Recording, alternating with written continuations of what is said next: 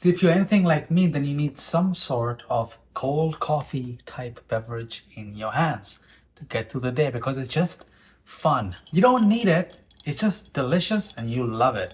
In fact, at the time of this recording, I'm actually enjoying another drink which I did not make. But you can't always keep buying your cold coffee. Sometimes you gotta think about, so that's why this iced chocolate latte is gonna be your best friend for those times when you're not getting it from outside and you're making this delicious, easy creation at home.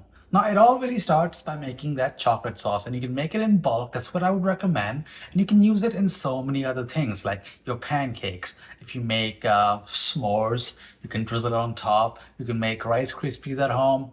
There's just a lot of things. It all starts with your cocoa powder, sugar, and some water that goes in a saucepan.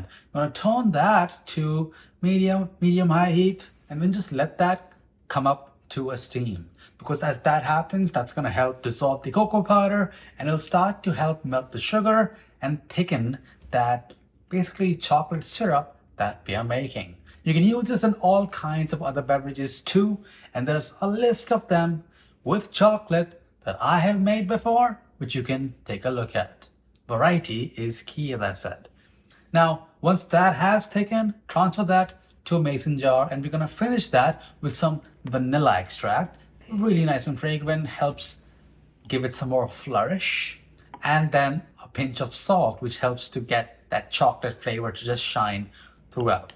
Now, you can use this right away. So that's what we're gonna do. So in a glass, you wanna put a couple tablespoons of this chocolate syrup along with a bunch of ice cubes. Just fill it up all the way to the top and then add some cold milk in there, about halfway. The exact measurements are in the recipe card down below. Now, you want an espresso style coffee, a strong coffee, to really give it a beautiful balance of coffee and chocolate.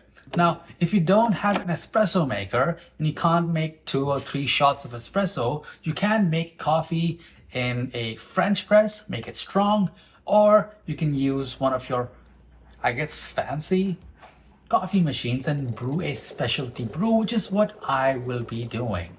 And once that has brewed, you have to just pour it in and then give it a really quick stir. And a lot of times the best part about a drink is just the gradients of all the things going on within it. The milk, the chocolate, the strong dark coffee. And I guess you do kind of drink it with your eyes before you actually drink it. So that's what I'm gonna do now. You sit back, enjoy this drink. Hopefully you already are, because you may be following it. And I'll see you on the next one.